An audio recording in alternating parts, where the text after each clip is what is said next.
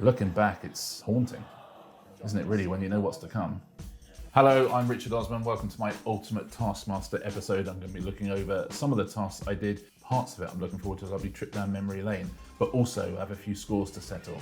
A few things that didn't sit right with me at the end of the series, and finally I get my chance to have my say, finally to tell my story. Shall we?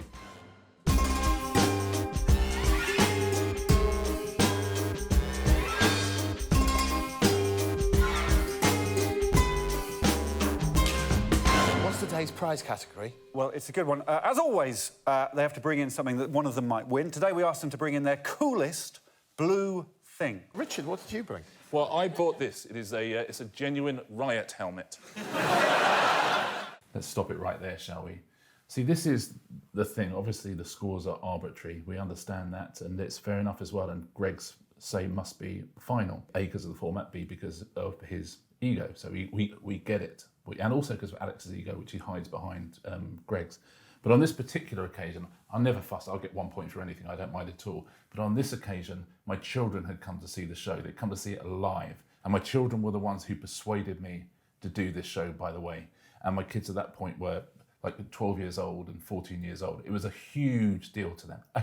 A huge deal. They loved Greg. They loved Alex. And the surprise, my son had said, I've got an idea for the best blue thing. And so my son is thinking, this is going to be amazing. I'm going to see my favourite show of all time that I persuaded my dad to do, and I have given him the prize. This is going to get 5 points. That's what my son is thinking. Let's see what Greg is thinking, shall we? Belongs to my son, and so I thought maybe I should put that up for grabs, because then at least he... Look how young-eyed, see, that's the beard that ages you, doesn't it? He is too. I shouldn't make myself laugh, that's bad. For a 15-year-old to want to crush civil liberties? No, I think he wants to use it to protect civil liberties. I think it's quite the opposite. Oh, really? Yeah. I'm genuinely nervous here, because I know he's watching and I know he's nervous. And when your kids are nervous, it makes you extra specially nervous. That was it as a police riot helmet. I'm not saying the history of Taskmaster is the greatest prize ever given, but it's not bad. It's interesting, it's unusual, it's blue, I'll say that for it. And I put my heart out there. I said, this is my son who's put it out there. How many points did I get? 1 point. 1 point. Thank you, Greg. And I just think, come on, you have to show a tiny bit of respect to your guests. No one else had stuff brought in by their kids, did they? It was the only time they came for the whole series. Have they got over it? No, I wouldn't say so. They're both in very expensive therapy. Any money I made from Taskmaster, and it wasn't much, it's all gone on very, very expensive therapy because of Greg Davies.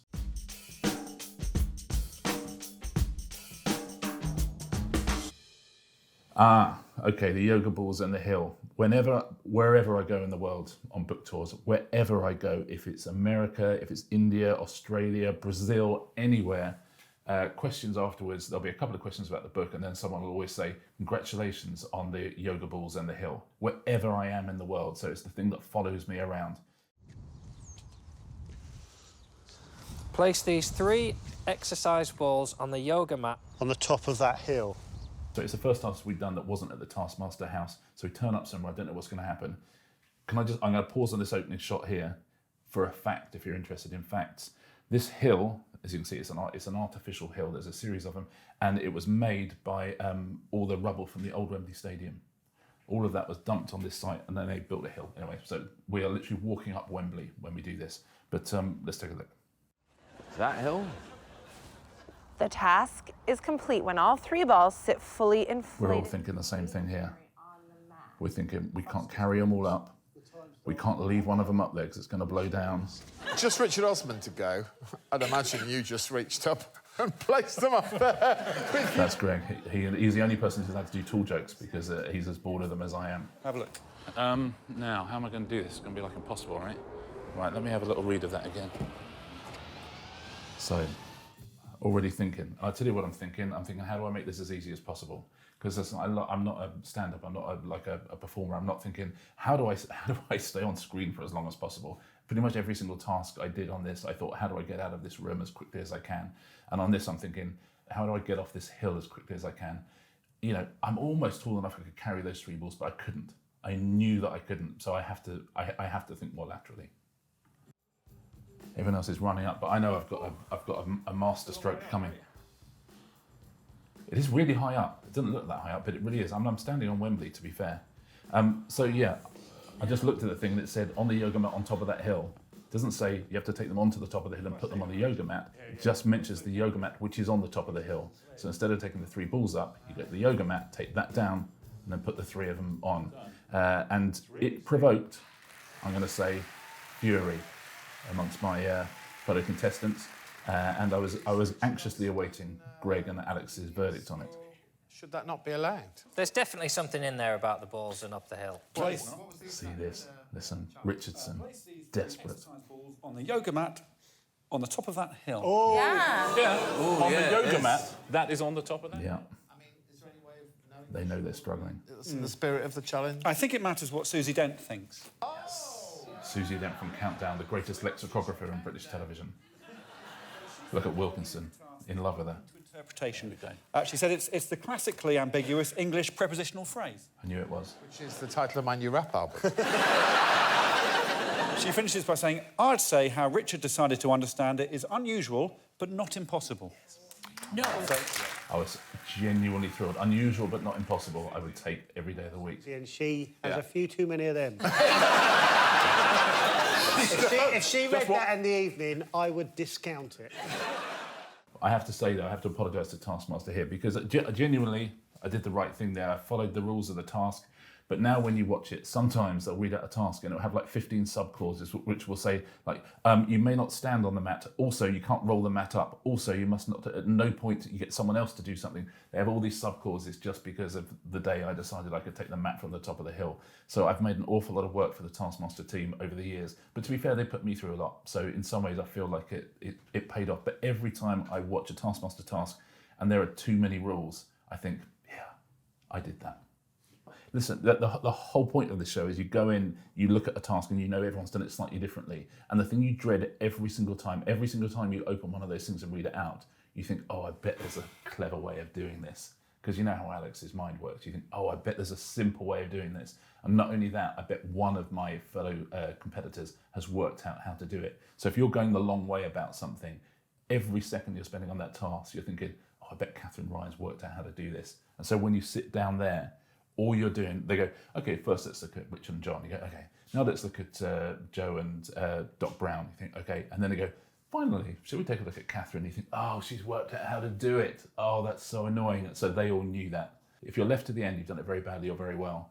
And they were thinking, oh, he's absolutely done this well. And every single one of them is thinking, I had to spend an hour on a really cold, windy day walking up a really, really steep hill with 3 yoga balls, and it was a genuinely painful experience. And this, if we can beat that, has just gone up and got the thing at the top of the hill, and Susie Dent said it's okay. So I knew it was going to cause a furore, and I was absolutely delighted, because not only did I not have to do the task everyone else did, I got 5 points for it. I don't think it happened again at any point of my Taskmaster experience. I think I peaked very, very early.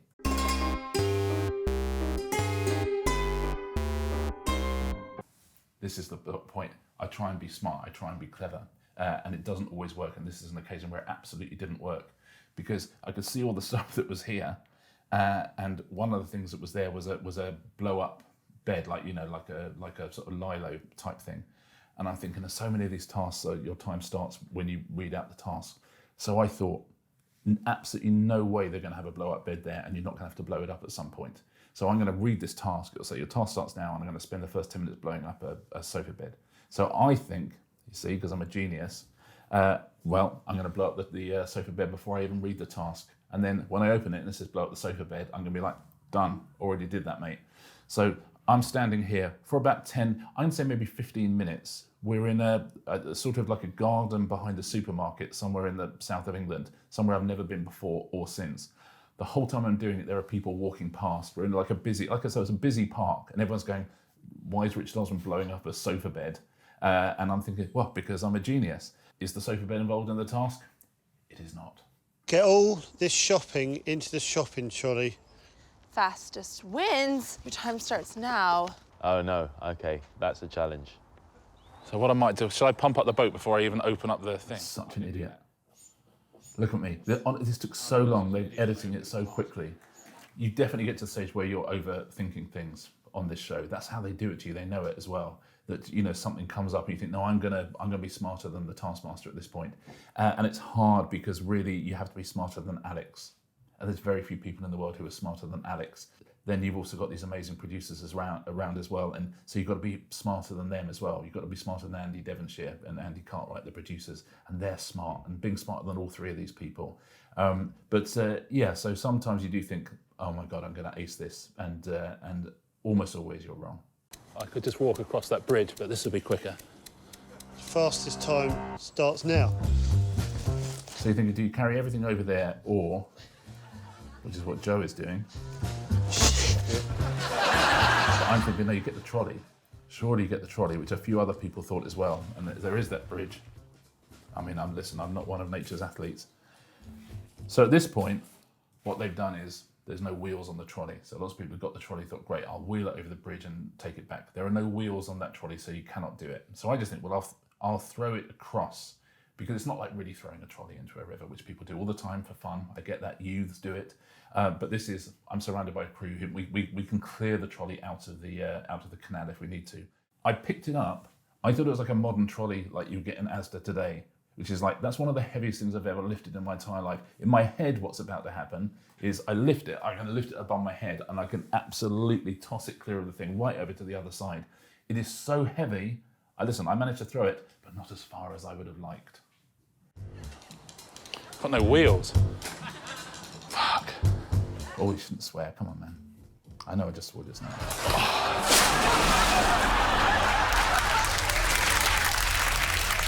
The throwing of the trolley itself was one of those absolute bittersweet moments in life where you think, I'm really enjoying the sensation of throwing a trolley into a river, knowing that it's okay to do that.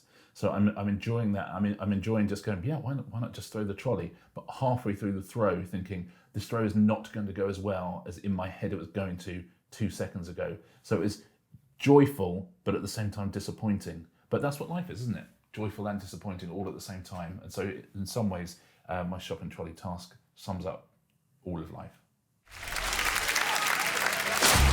And again, there's so many people walking down the path thinking, that's the guy from Pointless throwing a shopping trolley into a canal.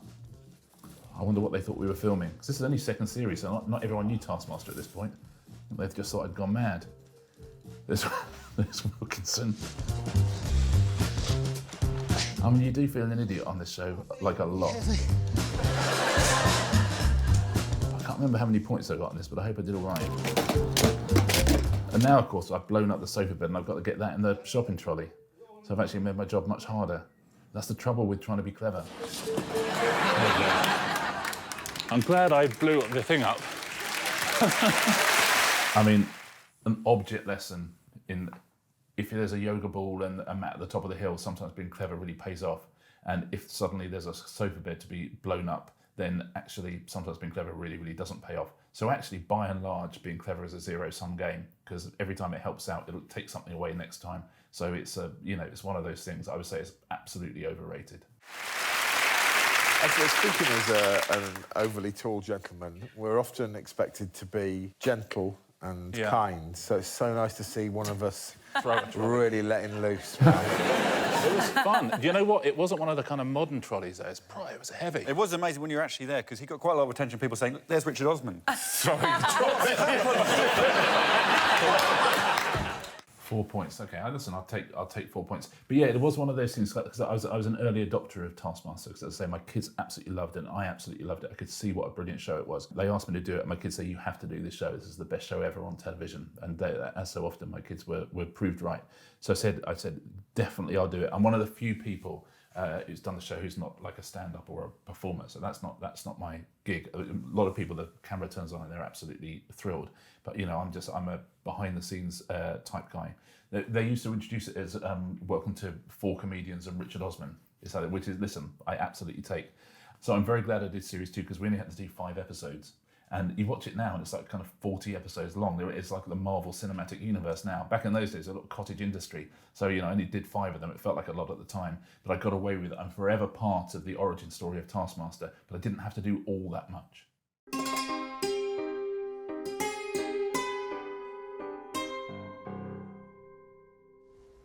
Hiya. Hi. Hello there. Hello. Are you the mayor? I am. Like, for real, the mayor? For real. Oh, impress the mayor of Chesham. To meet you. And you. And you. Nice to see you again. Real the mayor. Nice to meet you. You're very young for a mayor. Oh, Joe. Yes, I am. What's CLLR? Councillor. Counselor. I'm Richard. How are you? Hi, Very Richard. nice to meet you, Peter. Nice to meet you too. Absolute pleasure to meet you. You're the mayor. I am indeed. I'm like I'm meeting the king. Splendid. As We're talking to him like he's like the greatest man who ever lived. He was lovely, by the way. Davies. Shit.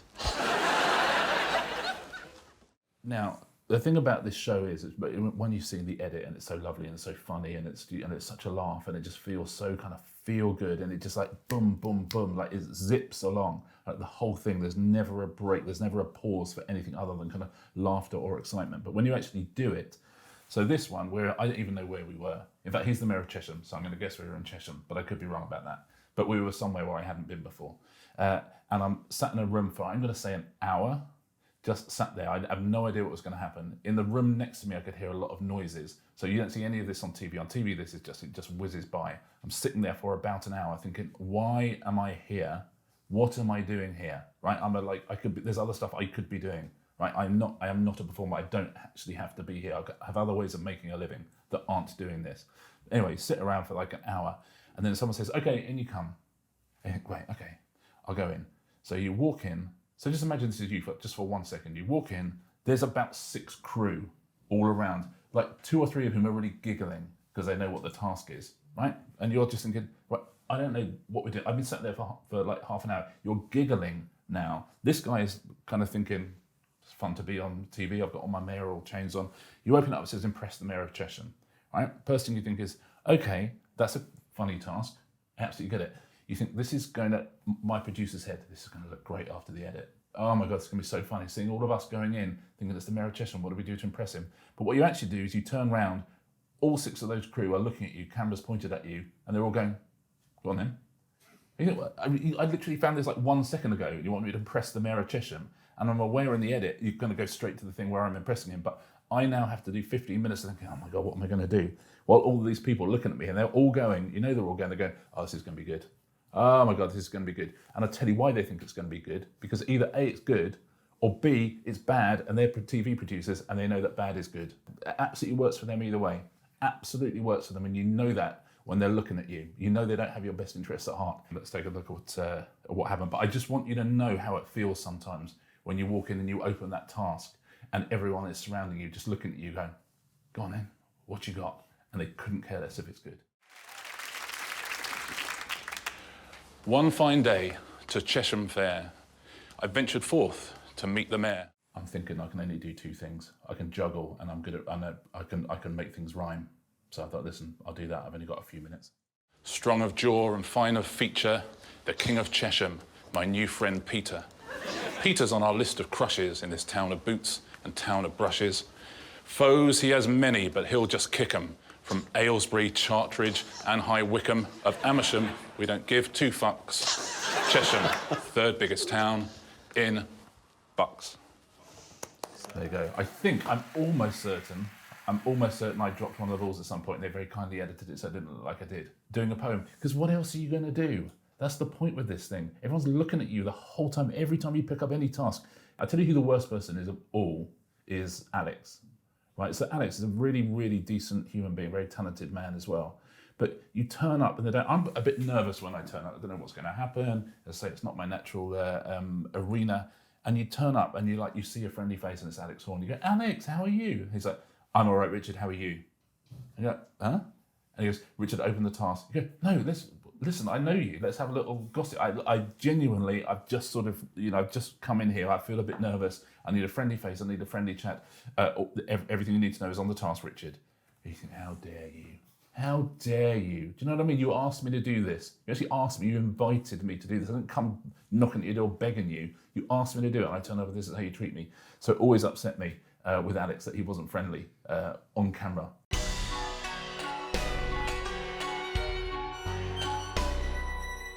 Throw the rabbits into your hat. The person with the most rabbits in their hat after 100 seconds wins. It's throw the rabbits into the hat. The belts must stay around your wrists. You get 1 point per rabbit in your hat. Okay? Okay, so listen, I love the show. Before I go into a rant, let me tell you now, I love this show. I love being part of Taskmaster. I love all the people behind it. I love Greg. I love Alex. But this was a disgrace, and they know it was a disgrace as well. Right, you watch Taskmaster. I watch Taskmaster. We watch it. We love it. What's the scoring system for Taskmaster? 5, 4, 3, 2, 1. We get it. It's super simple. That's one of the great things about the thing. You can throw anything at that.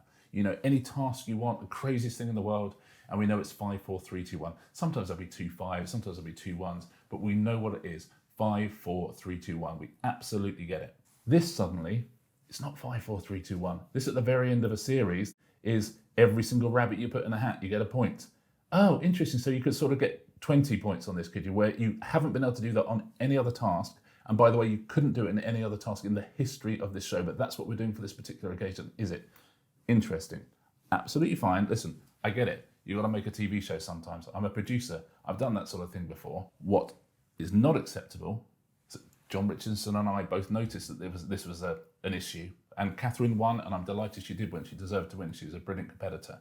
But John and I both said, that's interesting that you changed the scoring system for that round. You've never done it before or since. They refused to accept they had done anything wrong. They absolutely stonewalled both of us. They're like, no, what do you mean? That was always going to be the thing. We explained up the top that was what it was going to be. Yeah, but that's absolutely fine. We go, oh no, but we're just saying that every single other task ever in the whole of history has been 5, 4, 3, 2, 1, and this one wasn't, and it meant that Catherine overtook everyone and won the thing. And they go, no, that's absolutely not. So that's the thing. I can't handle that. So I'll call them out. Andy Devonshire, the exec producer, Andy Cartwright, the producer, Greg Davies. Do you know what? He had nothing to do with it. Alex Horne as well. John Richardson came on House of Games recently, and we took a picture of both of us. We're looking very glum, saying, just sent it to Alex saying, remember the rabbits. Because to this day, they have not admitted what they did. And again, it's fine. The right person won. We didn't have to go and do Champion of Champions, but they know what they did. And that, to me, that ain't Taskmaster. Good luck. You've got 100 seconds starting. Off you go. I remember very little of the actual task. I don't remember being locked up. I mean, I've got further to throw that than everyone else as well, to be fair. That's okay. Because I tell you what I'm thinking, however few I get in, I got myself 1 point. You know, that's okay, isn't it? And I was doing all right in this episode. I'm certainly, oh, hello, there's one in. I'm certainly not thinking this is the collapse of Taskmaster as we know it. This is the fault line that absolutely brings it down many, many years later. You know, I'm not thinking this is the masked figure behind the grassy knoll on Dealey Plaza in Dallas back in 1963. I'm not thinking that at the time, I'm not thinking anything. I'm thinking this is the last one I get to go home after, this is what I'm thinking. I'm not thinking this is the rabbit that's heard around the world at this point. I'm having a lovely time. Looking back, it's haunting, isn't it really, when you know what's to come? Oh, a little bit of cheating there. Bit of fun, it's a bit of fun, isn't it? 5 seconds left, John.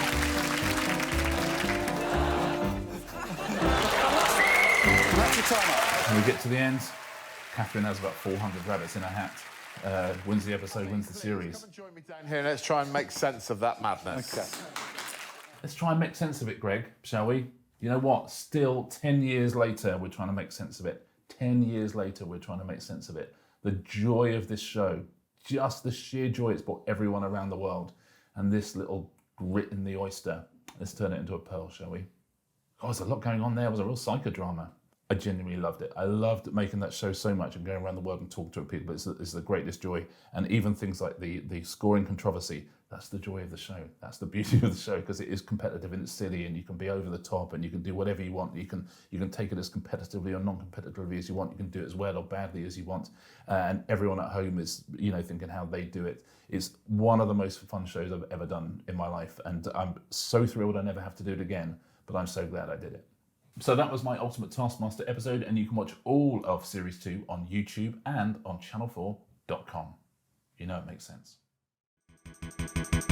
For more Taskmaster, subscribe now.